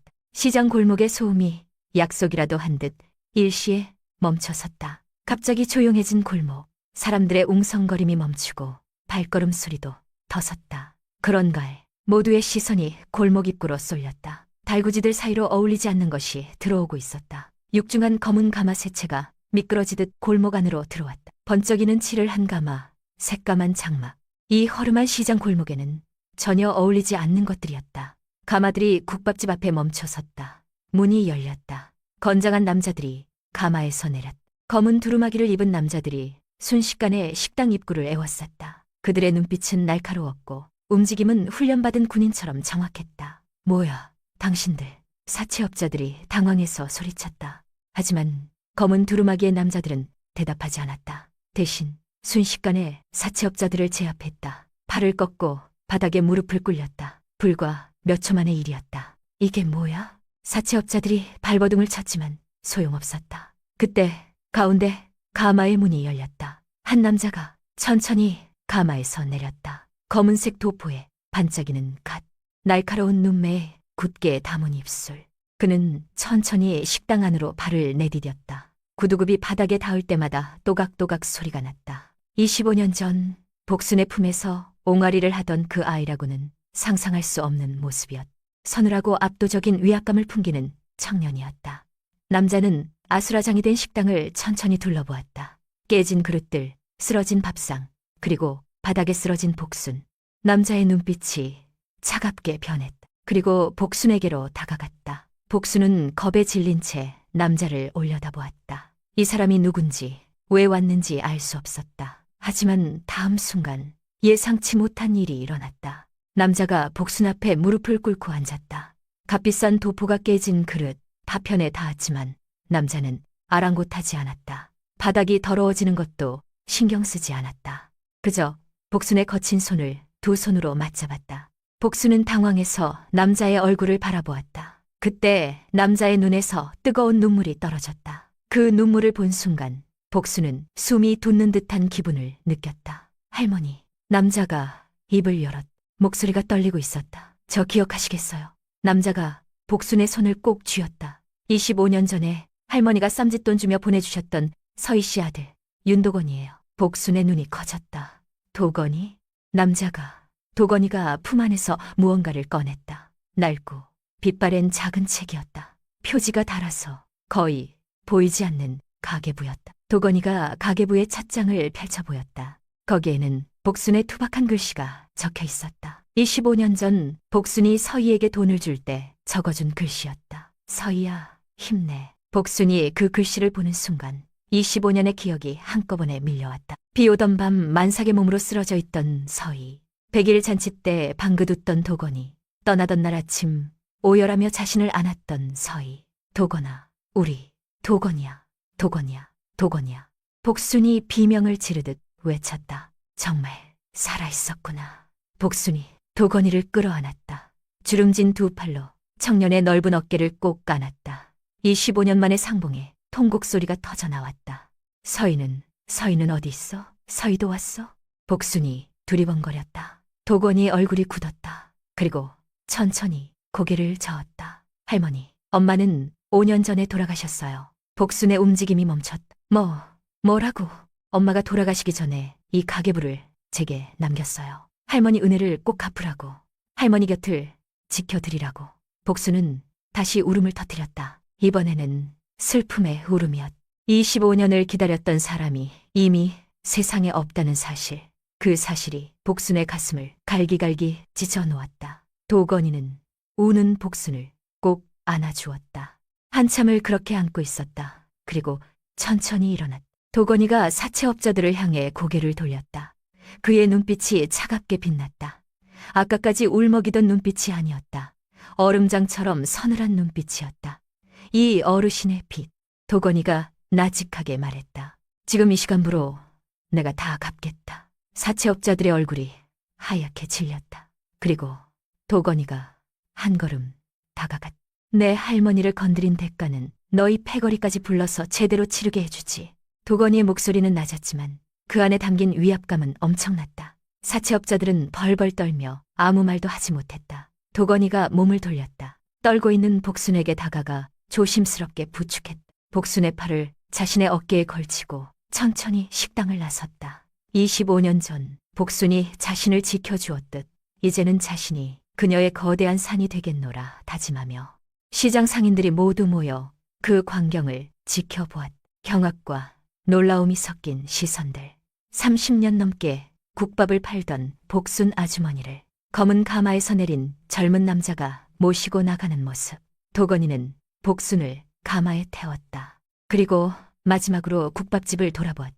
낡은 간판, 깨진 그릇들, 붉은 압류딱지 다 되돌려 드릴게요, 할머니. 도건이는 속으로 다짐했다.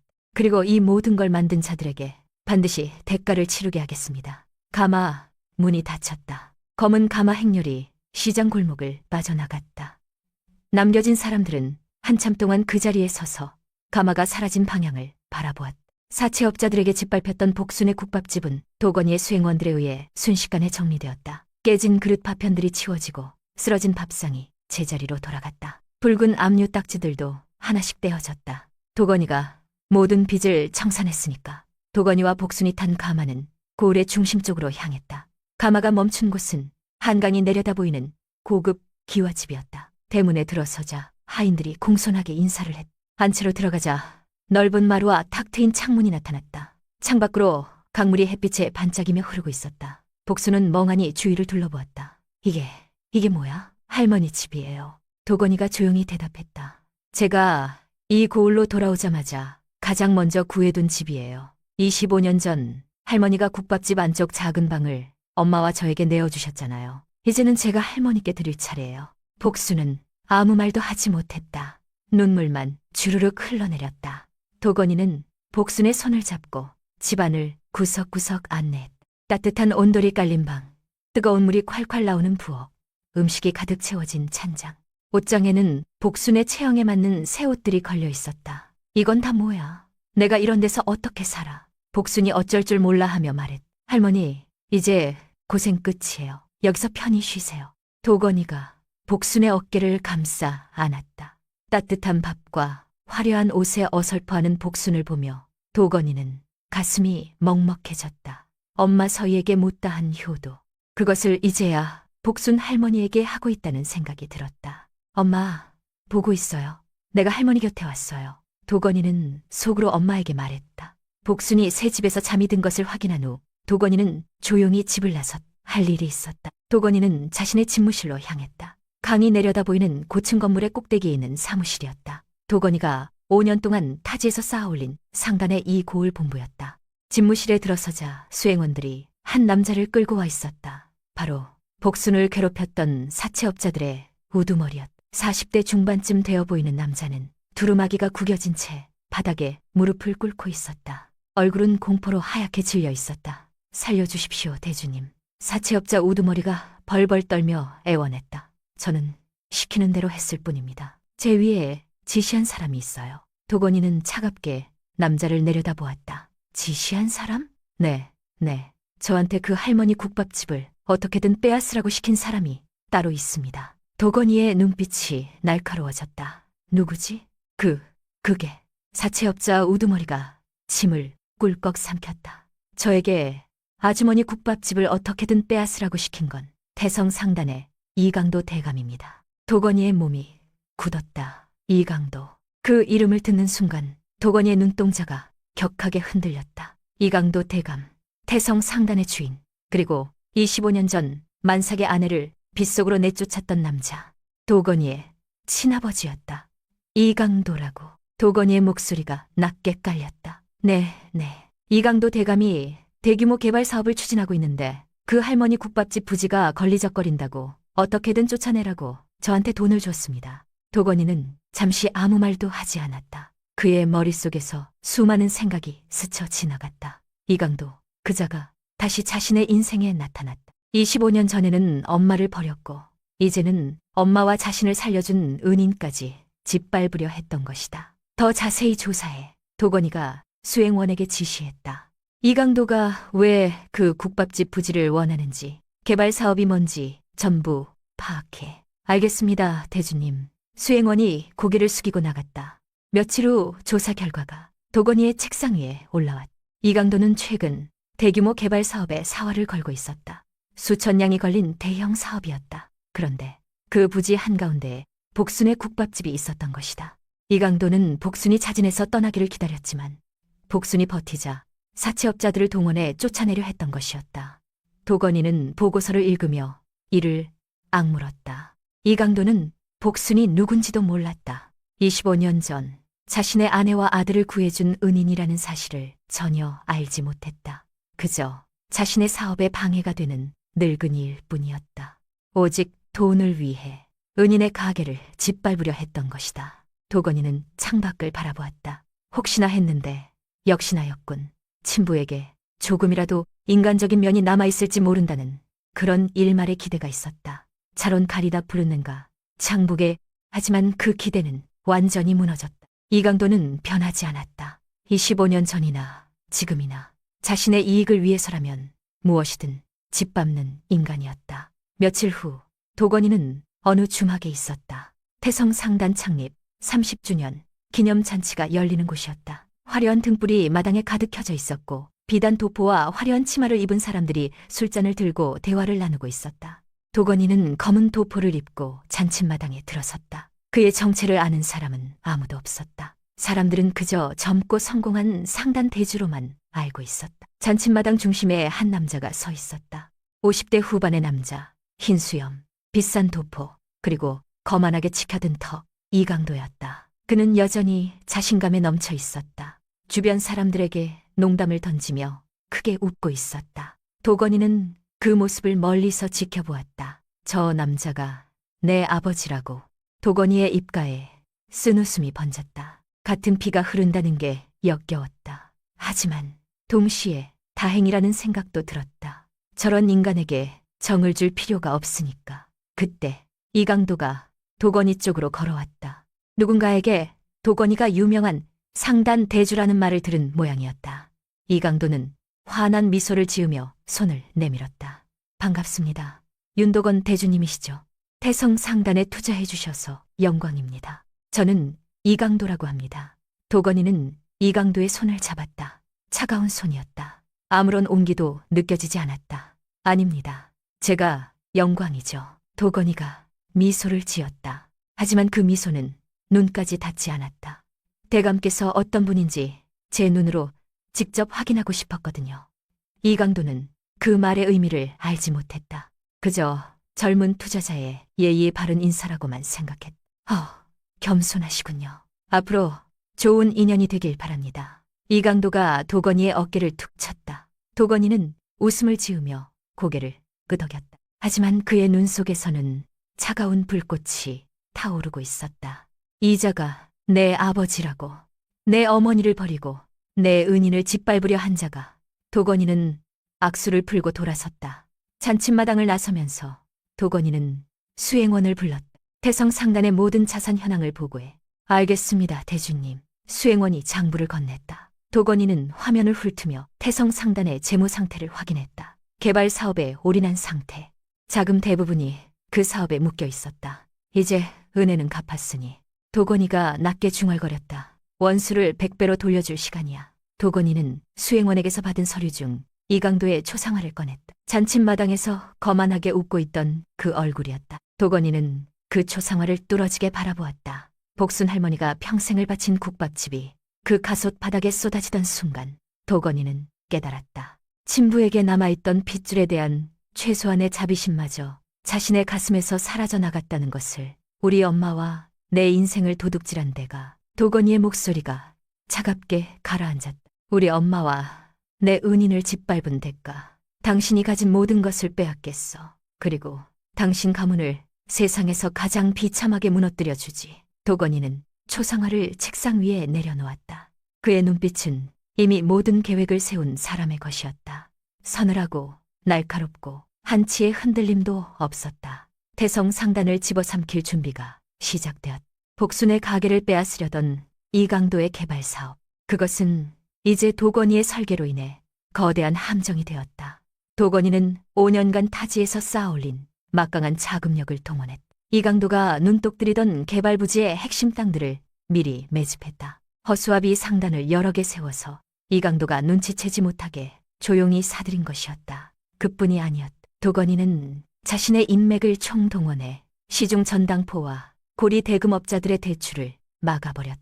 태성 상단에 돈을 빌려주려던 자들이 하나둘 손을 떼기 시작했다. 이강도는 영문도 모른 채 자금줄이 막혀버린 것이었다. 사업은 중단 위기에 처했다. 이미 계약한 건설업자들에게 위약금을 물어야 했다. 수천냥에 달하는 금액이었다. 태성 상단의 재정은 순식간에 바닥을 드러냈다. 이강도는 눈이 뒤집혔다. 대체 누가 이런 짓을 한 거야? 이강도가 회의실에서 소리를 질렀다. 하지만 아무도 대답할 수 없었다. 도건이의 움직임은 완벽하게 숨겨져 있었다. 그때 한 통의 전갈이 왔다. 윤도건 대주가 긴급 자금 지원을 제안한다는 내용이었다. 이강도는 지푸라기라도 잡는 심정으로 그 제안을 받아들였다. 도건이가 내민 계약서에는 조건이 하나 있었다. 태성 상단 지분 전체를 담보로 잡는다는 것이었다. 이강도는 잠시 망설였지만 다른 선택지가 없었다. 당장 위약금을 내지 않으면 상단이 무너질 판이었으니까 이강도는 도장을 찍었다. 그것이 자신의 무덤을 파는 일인 줄도 모른 채. 며칠 후 태성 상단 주주 회의가 열렸다. 대회의실은 상단주들과 간부들로 가득 찼다. 이강도는 입구에서 도건이를 기다리고 있었다. 그의 얼굴에는 비굴한 웃음이 떠 있었다. 윤도건 대주님, 어서 오십시오.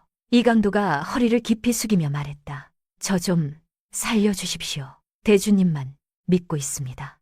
이강도는 도건이가 자신의 경영권을 방어해줄 유일한 구원자라고 믿고 있었다. 자금을 지원해주고 주주들을 설득해서 자신을 지켜줄 거라고.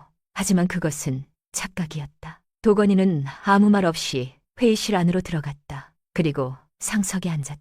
이강도는 그 모습을 보며 고개를 갸웃거렸다. 왜 상석에 앉는 거지? 주주회의가 시작되었다. 도건이가 천천히 입을 열었다.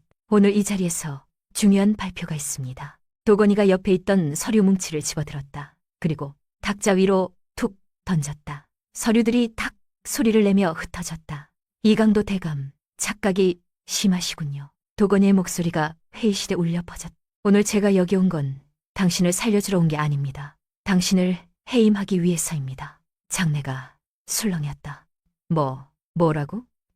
이강도의 얼굴이 하얗게 질렸다.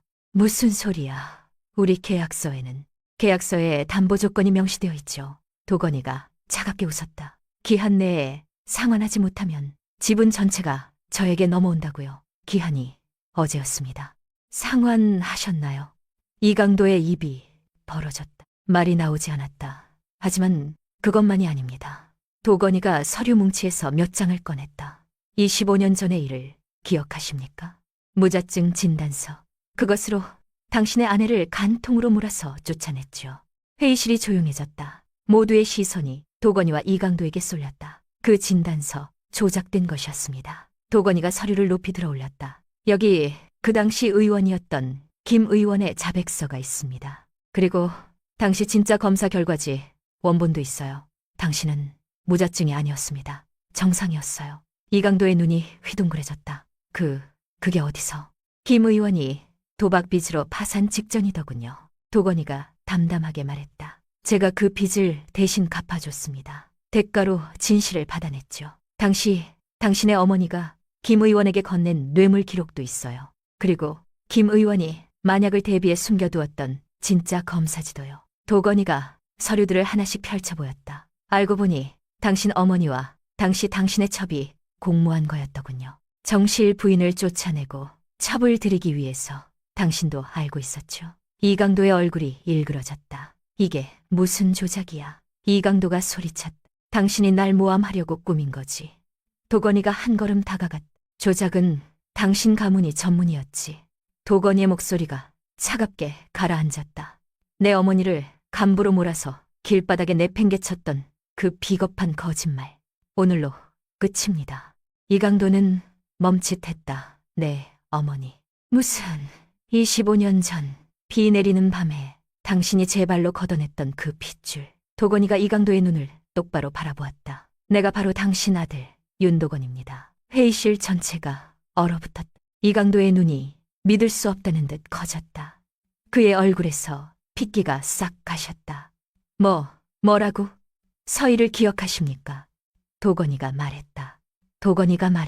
당신이 만삭의 몸으로 빗속에 내쫓았던 그 여자. 네, 어머니입니다. 그리고 그날 밤 어머니 뱃속에 있던 아이가 바로 저예요. 이강도의 다리가 풀렸다. 그 자리에 털썩 주저앉았다. 말도 안 돼. 그 아이가. 내가. 이강도는 믿을 수 없다는 듯 도건이를 올려다보았다. 자신이 그토록 찬양하며 구원자라 믿었던 젊은 거물 대주가 자신이 25년 전에 버린 아들이었다니. 그의 온몸이 벌벌 떨리기 시작했다. 담보로 잡았던 지분권을 행사합니다. 도건이가 냉정하게 선언했다. 이강도 대감은 오늘부로 태성상단 대표 자리에서 해임됩니다. 바로 그 순간 회의실 문이 열렸다. 포졸들이 들이닥쳤다. 두루마기를 입은 남자들이 이강도에게 다가갔다. 이강도, 횡령, 배임, 그리고 사채업자를 동원한 폭력 사주 혐의로 긴급 체포합니다. 포졸이 이강도의 팔을 잡았다. 차가운 쇠사슬이 그의 손목에 채워졌다. 아니야, 이건 내 거야. 이강도가 미친 사람처럼 울부짖었다. 내 태성이라고. 내가 평생 바쳐서 만든 상단이야. 하지만 포졸들은 아랑곳하지 않았다. 이강도를 끌고 회의실 밖으로 나갔다. 도건이는 끌려나가는 이강도의 뒷모습을 바라보았다. 돌아보지 않았다. 아무런 감정도 드러내지 않았다. 그저 차가운 시선만이 그 뒷모습 위에 머물 뿐이었다. 이강도는 복도를 끌려가면서도 계속 소리쳤다. 나한테 이럴 순 없어. 나는 태성 상단이야. 하지만 그 목소리는 점점 멀어져 갔다. 회의실에 남은 사람들은 모두 숨을 죽이고 있었다. 방금 일어난 일이 믿기지 않는다는 표정들이었다. 도건이는 천천히 의자에서 일어났다. 창밖으로 이강도가 포졸들에게 끌려가는 모습이 보였다. 평생을 바친 상단에서 자신이 버린 아들의 손에 의해 쫓겨나는 것이었다. 이제 이강도에게 남은 건 차가운 쇠사슬과 텅 빈 명예뿐이었다. 엄마, 봤어요? 도건이는 속으로 말했다. 드디어 끝났어요. 엄마를 쫓아냈던 그자, 오늘 제 손으로 무너뜨렸어요. 도건이는 분노와 경악으로 가득 찬 태성 상단 주주 회의장을 지나 집으로 돌아왔다. 고요하고 따뜻했다. 강이 내려다 보이는 기와집. 거실에는 부드러운 등불이 켜져 있었고 창밖으로 저녁 노을이 물들어가고 있었다. 마루에는 복순이 앉아 있었다. 방에서는 하인이 읽어주는 소식 이야기가 흘러나오고 있었다. 태성 상단 이강도 전 대감 체포, 주주 회의에서 해임. 복순은 이미 모든 소식을 들은 것 같았다. 도건이는 날카로운 도포를 벗어 던졌다. 갓을 풀고 도포 단추를 풀었다. 그리고 평범한 청년의 모습으로 복순에게 다가갔다. 복순은 도건이를 올려다보았다. 왔니? 단 한마디였다. 고생했다는 말도 잘했다는 말도 하지 않았다. 그저 따뜻한 눈빛으로 도건이를 바라보았다. 복순이 탁자 위에 차잔을 들어 올렸다. 차 한 잔 마셔라. 목마르지. 따뜻한 차 향기가 코끝을 스쳤다.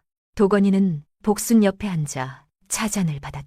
25년 전 갓난아이였던 도건이를 품에 안았던 그 거친 손, 그 손이 건네는 차잔이었다.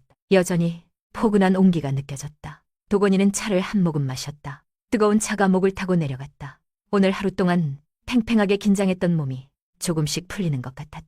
두 사람은 한동안 아무 말 없이 앉아 있었다. 그저 함께 있다는 것만으로 충분했다. 잠시 후 복순이 마루 한쪽을 가리켰다. 저것 봐라. 복순이 가리킨 곳에는 낡은 가계부가 놓여 있었다. 서희가 남긴 가계부였다. 도건이가 처음 복순을 찾아왔을 때 보여주었던 그 가계부. 두 사람은 마루에 나란히 앉아 가계부를 펼쳤다. 복순이 첫 장부터 천천히 페이지를 넘겼다. 처음 이 가계부를 받았을 때는 너무 경황이 없어서 제대로 읽지 못했다. 서희가 죽었다는 소식에 정신이 없었으니까.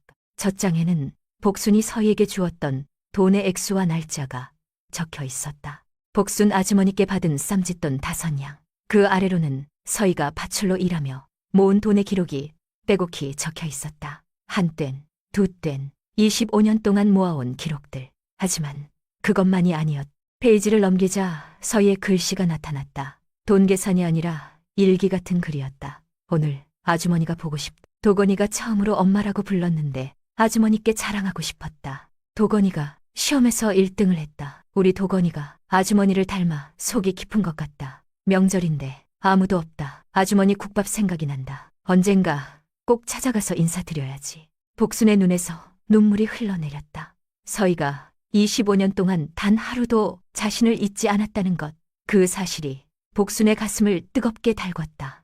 서희야. 복순이 가계부를 가슴에 품었다. 고생 많았다. 이제 내 아들은 내가 잘 지킬게. 복순은 조용히 미소 지었다. 그때 도건이가 고개를 숙였다. 어깨가 떨리기 시작했다. 냉철한 상인으로 친부를 무너뜨릴 때는 눈물 한 방울 흘리지 않았던 도건이었다.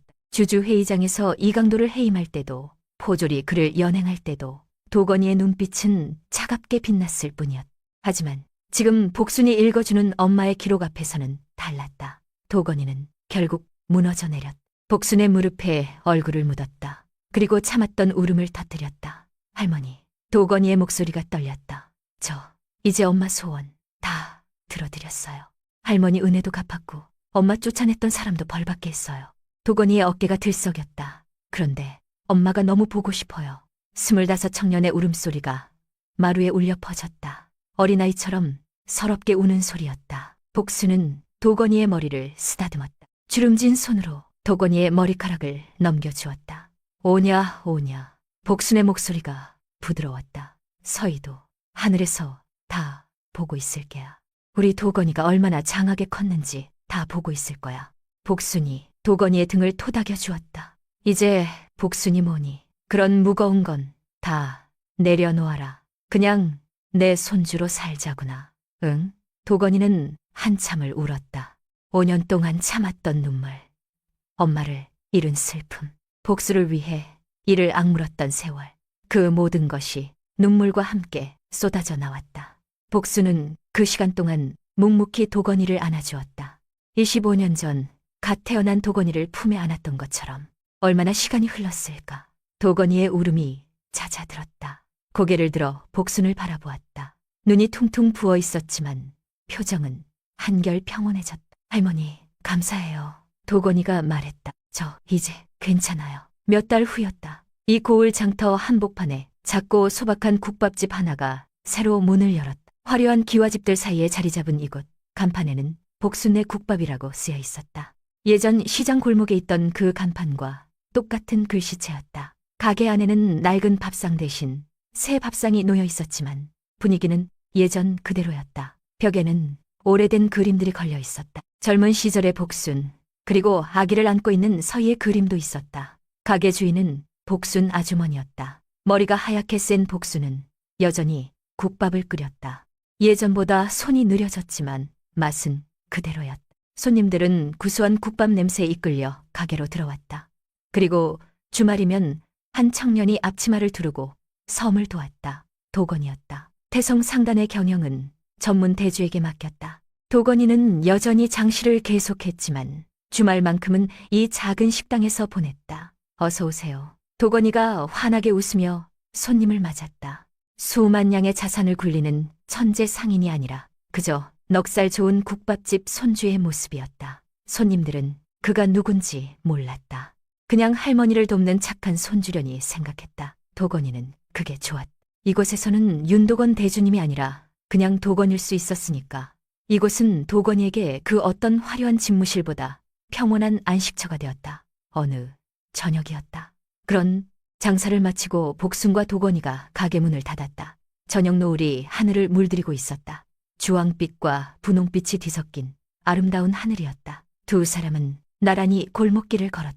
복순이 도건이의 손을 꼭 잡았다.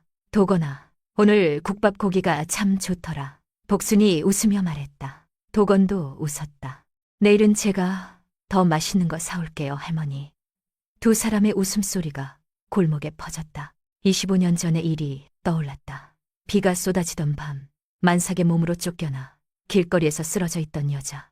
그 여자에게 국밥 한 그릇과 잠자리를 내어주었던 국밥집 아주머니, 그리고 그 품에서 태어난 아이. 그 작은 선의 한 가지가 씨앗이 되었다. 25년의 세월 동안 그 씨앗은 자라났다. 고난과 역경 속에서도 살아남아 마침내 거대한 숲을 이루었다. 그리고 오늘 그 숲은 진정한 가족이라는 이름으로 완성되었다. 복순과 도건이는 손을 잡고 노을 속을 걸어갔다. 멀리서 보면 그저 평범한 할머니와 손주의 모습이었다. 하지만 그 두 사람 사이에는 25년의 세월과 한없이 깊은 사랑이 흐르고 있었다. 하늘 어딘가에서 서희가 그 모습을 지켜보고 있을 것이다. 환하게 웃으며 25년 전 빗속에서 건넨 국밥 한 그릇. 그 작은 선이가 한 아이의 목숨을 살렸고 그 아이는 어른이 되어 은인을 찾아왔습니다. 세상이 아무리 각박해도 진심으로 베푼 따뜻함은 절대 사라지지 않는 것 같습니다. 언젠가 반드시 가장 필요한 순간에 돌아온다는 것을 이 이야기가 보여주는 것 같습니다. 오늘 여러분의 하루에도 따뜻한 국밥 한 그릇 같은 위로가 함께하길 바랍니다. 오늘의 이야기가 공감되셨다면 구독, 좋아요 함께 해주세요. 주인공들을 위한 따뜻한 말씀도 부탁드릴게요. 더 좋은 이야기로 인사드리겠습니다.